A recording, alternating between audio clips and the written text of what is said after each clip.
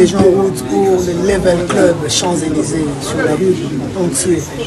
Venez nombreux, on continue notre soirée là. Cool.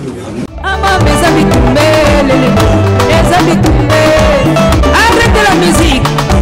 Arrêtez. Soit Bikissa.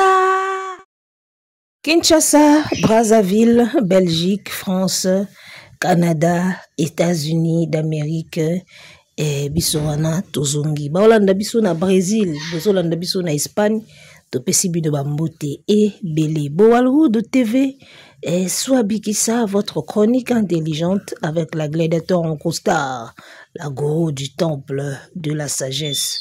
Et Bissoana Tozongi avec un nouveau numéro. C'est un plaisir de savoir que vous êtes là pour nous suivre. Mbote bonjour, Nabatutu Baotala Bisso, bon dimanche surtout. Et on est ensemble, il n'y a pas de souci.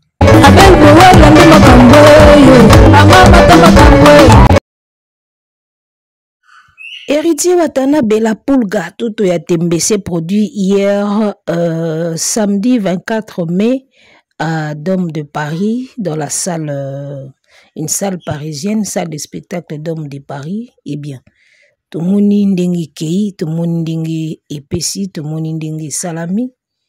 Et tout le monde a ba image ya ba mpiaka ba kiti vide. Et tout le monde a monaka ba image ndenge bazola kisa.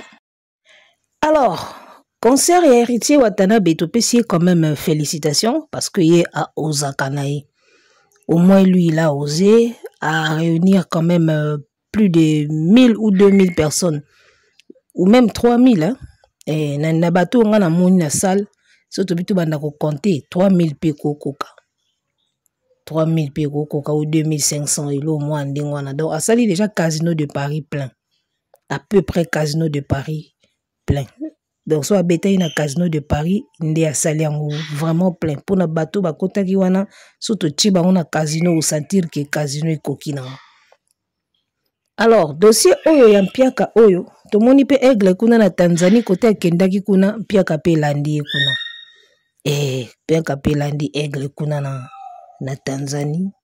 Donc, ba mpiaka ya mois de mai, yango tozolo belango awa. Alors, dossier Oyo, il y a héritier Watanabe, ngana zomona yango na deux volets, na olobelango na deux volets. Premièrement, côté ya part ya artiste, et puis na part ya public. Na part ya biso ba fan, na part ya biso ba communauté. Omoni concert Oyo, ils na danger yeba na kaka. Concert Oyo, ils keba yebanaka. Évolution ya billetterie ya Dôme de Paris.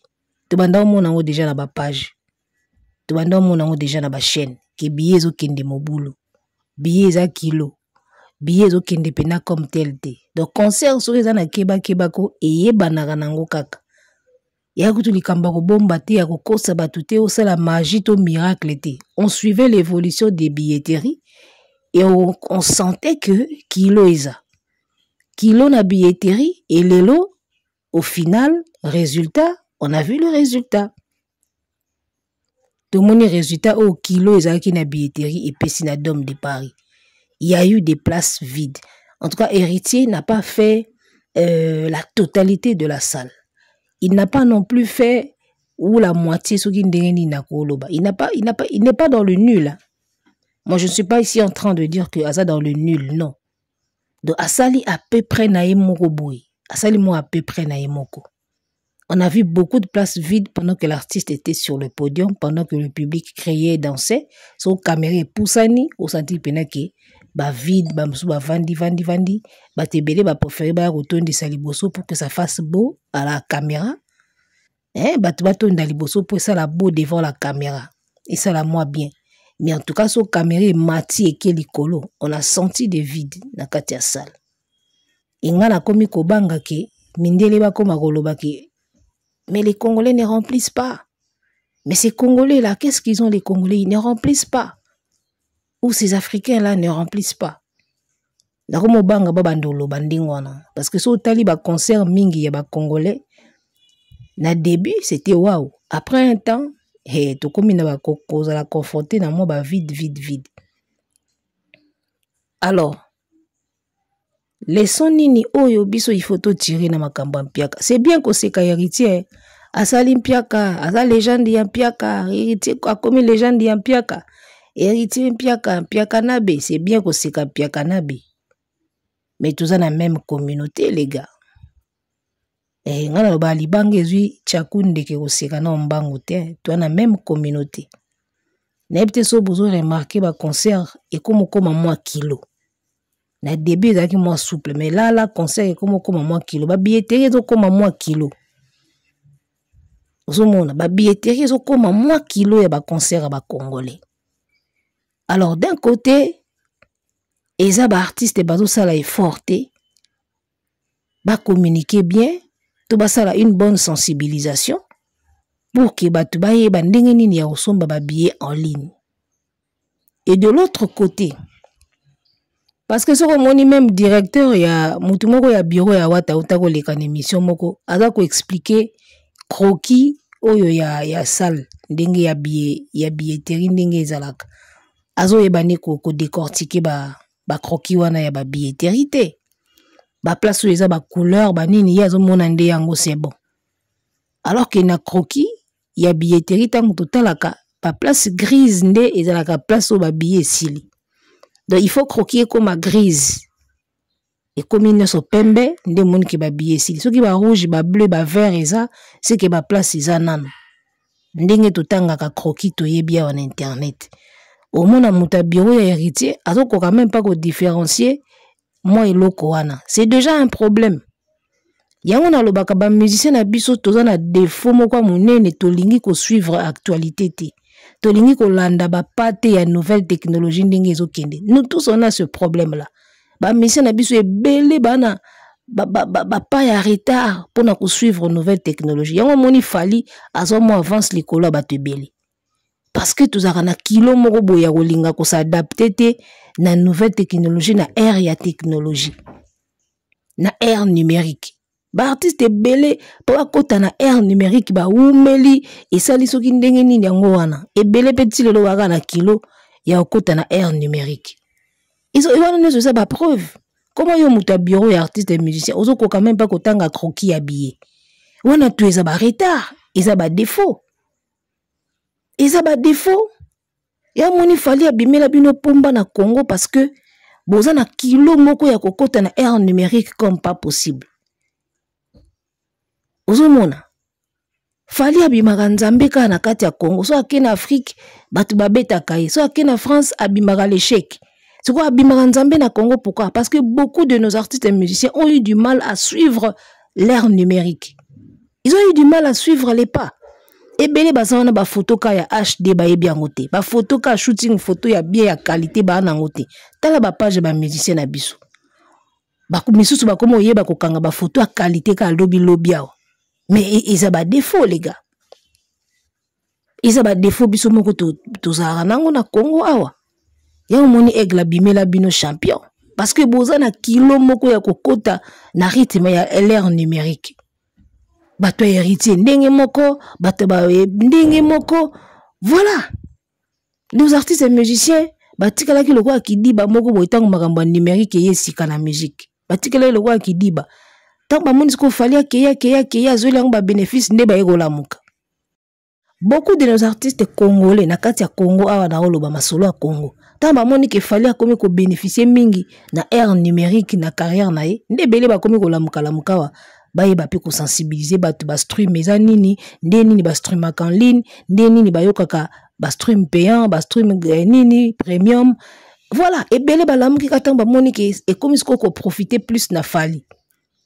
Nde belé balamuki mais ce qu'on remarque bien tout ça kana moi retard à makambe belé on a côté ba artiste na biso ba photo à qualité mingi ba komo kanga onka lobia ba makamba ba stream ba plateforme ba nini mingi ba komo yeba onka lobia à travers ba chroniqueur oyo bazwaka musala ya kola kisango batu parce qu'il faut moto la kisango batu c'est ça le problème il faut moto la kisango batu ozomona il faut la kisango bino ki bakota kara basomba kara basala ka bo stream yango soko streamer autant et puis équivalent à disque moko il faut ba pesa batu culture wana nos artistes bazo sala effort mon côté pour bango moko bazala ba messager ya iloko wana envers ba fanatique na bango bazo koka ko expliquer ngo ba fanatique te alors que ba fanatique na bango ba yokela bango alors moi ba artiste yo bazana ba chroniqueur na bango bazo zwa temps ya ko lakisa ngo ba fanatique ozo mona ke ezo kende bien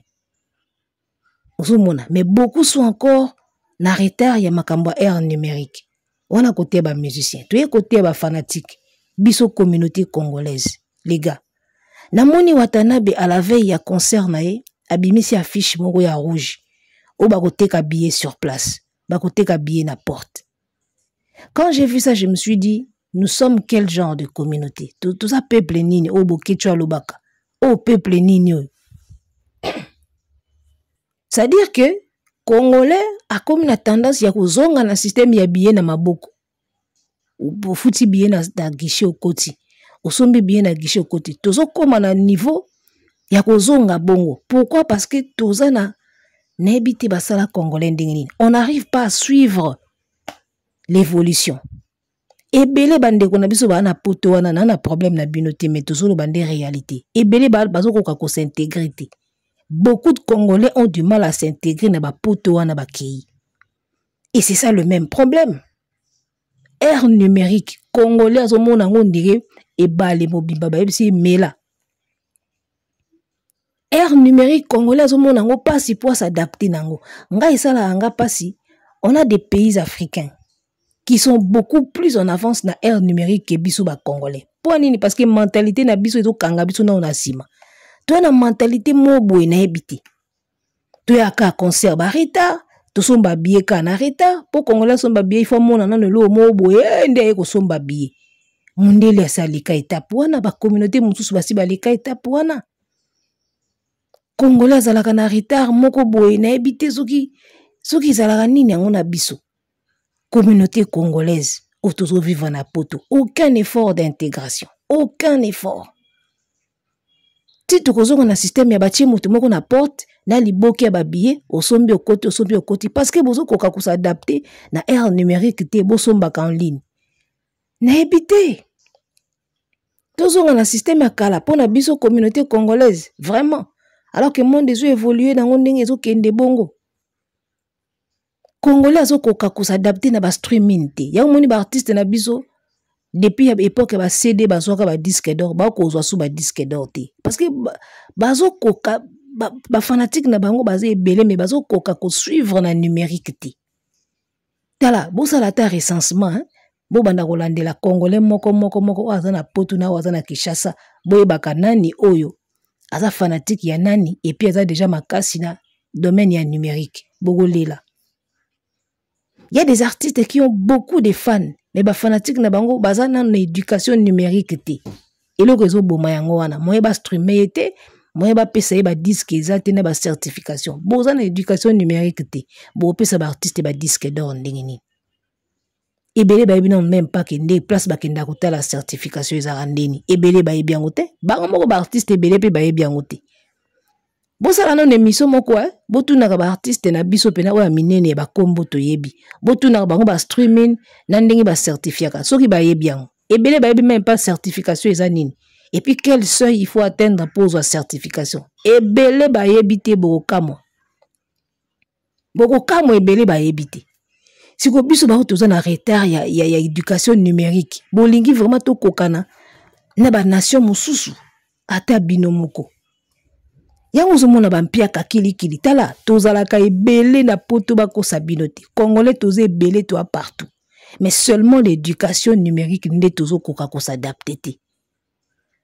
Yolo concept asala ke mission moko abi tozo zongela système ya oteka billet na maboko biso to sombi en ligne to komi ko tekela bato na maboko tala ndenge Congolais azolinga azongisa mokili ka asima bona nini tozo koka ko s'adapter na éducation numérique te. C'est comme ça qu'un peuple reste en arrière. Baninga bazo évoluer bino botika la sima. Peuple atika la sima boy. Soko zozanga ko s'adapter vitesse ya ko s'adapter na nouvelle technologie.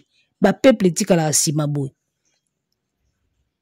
Nga eshokanga lelo basila na biso na ba belle vie na biso bazo sala ba théâtre ba film kitoko ba 1 million ekomaka te. Tala ba Nigeria, tala ba Sénégalais, tala ba Guinéen, baza bato même ba comédie na bango ba betaka 1 million. Comédie ezo beta 1 million. Biso 1 million ekomaka ya ba musicien. 1 million de vues to tikelango ba musicien peka o ba na makambo. Ndi bango mbazwaka na 1 million. Alors que so okina ba mboka lokola ba Nigeria, okina ba mboka lokola ba Sénégal, ba Guinée wana, comédien pamba zo betelo 1 million. Simple comédien. Ba film ka o ya ba série na ba zo beta ba 4 millions. Bo beta le karma, série moko le karma ezara na YouTube. Série moko ba Sénégalais ba loba na wolof, ba jouer na wolof, ba jouer pe na français. Et beta ka ba 4 millions, ba 5 millions, ba 3 millions. Si la na Bellevue ba okoma bongo mokoni. Bozo mona ndenge toza communauté na biso toza régresser na ebité. Congolais il faut ba changer makila. Ba changer biso makila, ba tia biso makila ya ère numérique. Toza na retard moko na ba mentalité na biso na ebité. Et conséquence nango bampiaka toza laka ebele. Congolais zaka mobondo partout. D'accord? Mais éducation numérique toza na yango te. Botalaka ba carte géographique. Vous comprenez que biso toza ke belé koleka ba pays d'Africains ebele. Et puis na ba poto wana biso to tondi mingi kuna.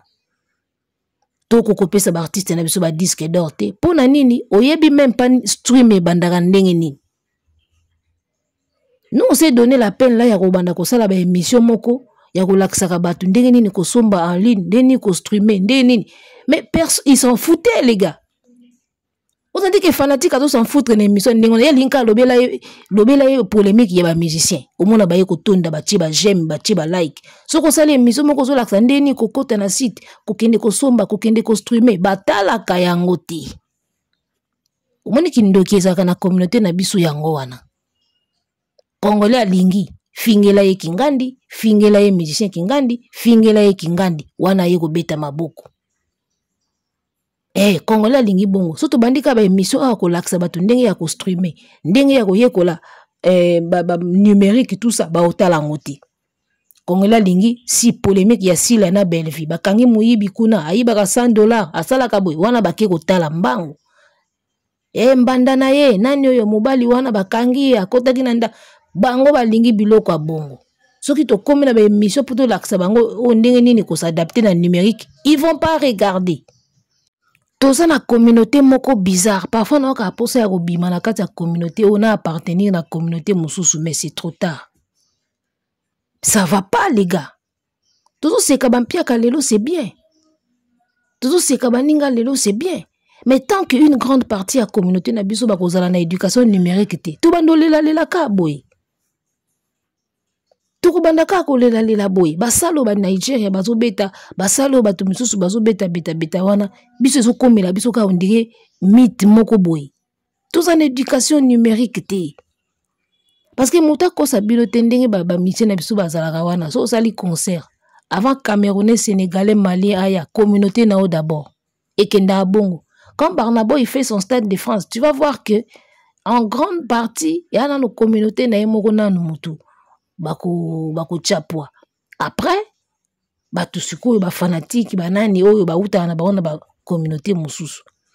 Ba musicien na biso pareil, tinde ba kenda obeta na poto wana. Communauté oyo eleka communauté congolaise ne belé na salle bazate. Butchaka micro. Bochaka micro, ba mission na biso nde bakenda obeta na poto une forte communauté bandana biso moko ba congolais. Après mona ba Camerounais ba nani ba tumusu ba yeko ya sali tondi. Bochaka ba micro bo comprendre que biso na mtu yaka na ne belé nan.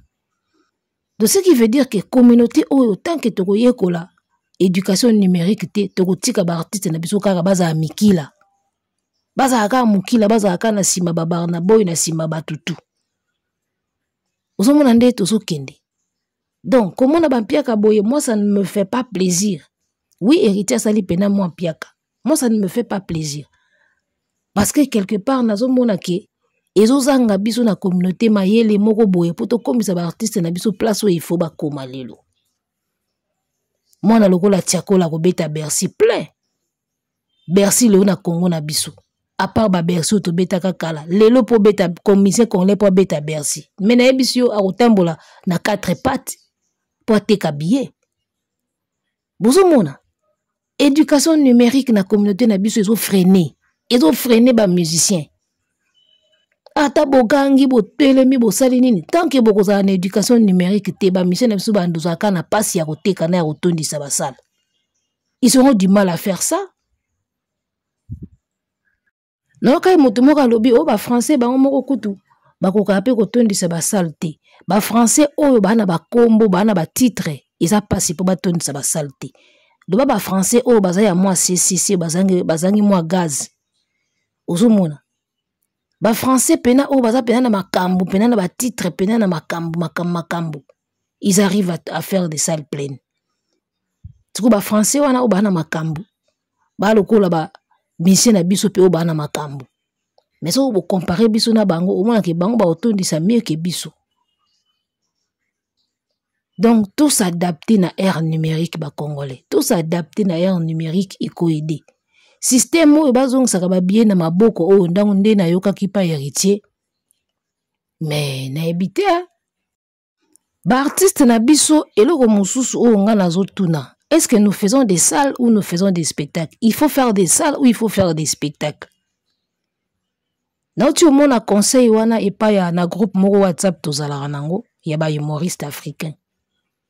Master moko boye ya Côte d'Ivoire asaki spectacle na ye. Na moni mutu moko apesi ye conseil. Akomi na page Facebook apesi ye conseil.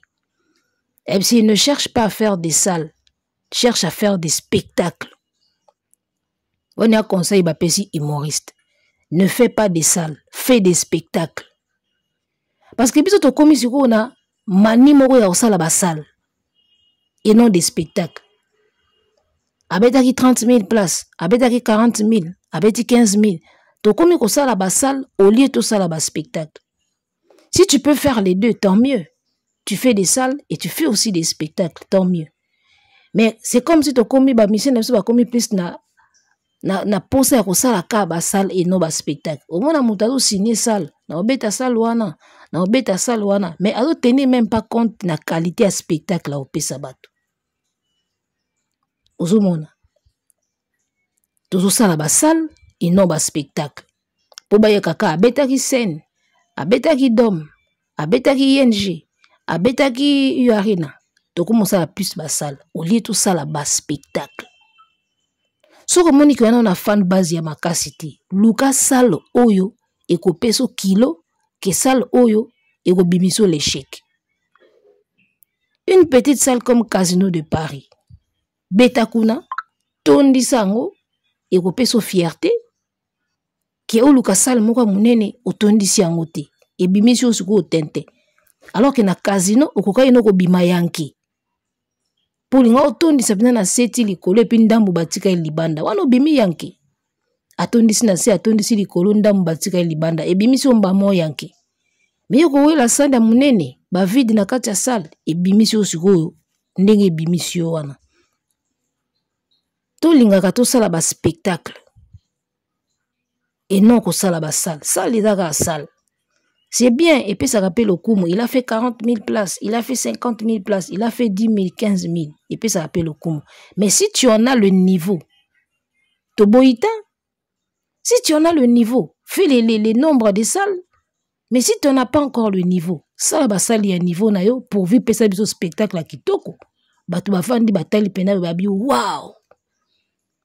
Et puis le monde a remarqué, on dirait au père de qualité à spectacle tout ça quand on a époque y a ba ewenge. Musique comme kinde en couille.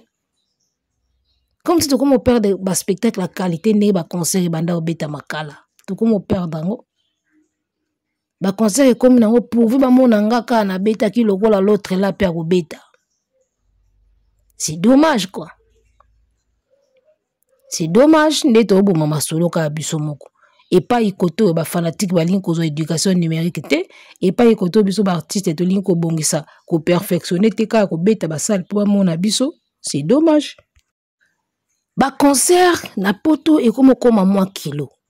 Nga nazo le bango même fali heure o so azongi na poto a risquer lokotango hein. A risquer a lokotango heure o so azongi na poto. A risquer lokotango. Makamuso ezala pe mamba période. Eta la pe période. Période moko boye ça va, période moko boye makambo ko mwa kilo. Kande to mona ba poto yango ko mokoma nango. Nde to mona ka bandeko na ba TikTok, poto ko mokoma boye, poto komi boye, poto boye. Vous sentez que même peu côté ba concert, on dirait ils ont répondre pendant soutien. Parce que so politique pe makamba mboka pe eza mwa kokoso. Et affectaka nyonso na ba concert na nyonso. Parce que poto nde tozoyo ke lango mikolo yo, il paraît keba. Donc conjoncture ya pays pe et contaka pe et influence ka pe côté ba concert pour mona ba concert lelo comme pe na mwa kilo. Alors poto nde to ebaka poto akala, na poto lelo différence yena différence pene koma. Donc lelo pene koma il faut ça la pena ba effort moko boye pour congolais. Aya. Osomona. Alors ngana ko yebisa bande ko na biso mususu ba artiste nazo remarquer batu mingi bazo kende vite en besoin pour na kobeta ba concert alors qu'il devait encore donner nanu ba œuvre. Bo pesa nanu ba œuvre, bo pesa nanu ba nzembo, bo pesa nanu ba album. Mingi ba kende mbangu na uchaka ba date kobeta ba concert alors que ba tube ya makasi nanu ba pesi yango en quantité te. Bo pesa nanu ba tube na quantité, bo pesa nanu ba chanson na quantité, tango bo bando tya ba date e banda pe ko mema batu pe na mouvement. Osomona, elo nga nazo remarquer yango na. To komi na folie moko ya kochaka ba date. Tya date, ya beta ki nga pe na beta. Ya beta isalo wana nga pe na beta salo. Mais tozo kokana nte ko pesa suffisamment ba œuvre, suffisamment ba nzembo, suffisamment ba album à succès, ba nzembo à succès pour que après tant que to bando tya ba date e bende la biso pe batu. Côté on a pe ba mission na omona, boza na moi, bo pesa na ba nzembo ya boyemba nanu suffisamment, bo pesa na ba nzembo suffisamment, bo pesa ba album suffisamment. Tant bo bando tya ba concert, bo mona ke moi ngoma pe ozala différent na ndenge oeza. En tout cas, on conseille na kopesa héritier, héritier doit d'abord nous fournir encore beaucoup de tubes à succès, beaucoup de chansons à succès, beaucoup d'albums à succès. Après, bandasko ko calculer ba salle. Pour moi, il n'a pas encore suffisamment donné. Banzembo mingi ya héritier et là il sera concert. Banzembo mingi so tali banzembo mingi ya héritier et là il sera concert. Aluka nanu ba style banzembo bien. Aluka nanu kosala banzembo ya makasi ya bien mingi. Wana mona tango bando tya ba concert batu bando ya pe na sentiment mususu eloko ebenda batu na concert ezala ka banzembo na ebite so boye bango eloko oye ko benda moto ya concert ezala ka nzembo ya lingaka nzembo ya mona bien. Si tu n'as pas suffisamment de chansons batu baza ko sepela nango ozala discographie nano ekemba te wana répertoire nano ya makasi te ya banzembo bien yango zo mona tamusu ba concert ezokende mame botondisa na discographie, botondisa na répertoire, na banzembo bien, na biloko bien, ba générique bien, banzembo bien, bon mon attend bando beta concert, et bando sala bien. Et bando sala bien. Moi je pense que héritier côté wana, il faut ça un effort. Nana pesi biso, en tout cas na discographie à wata nan tozu ba belle chanson et belle te, ba chanson ya tube et belle nan te. Côté wana nante en tout cas asa un effort a pesa nanu assez a produire nanu suffisamment banzembo bien après mon ande ba concert ne banda okende. Alors ba fanatique ya ba musicien tango balobaka somba billet les gars ezalaka somba billet kandi na lobaki na début concert o eza keba et banaka na évolution ya billetterie ti to moni ndenge pesi.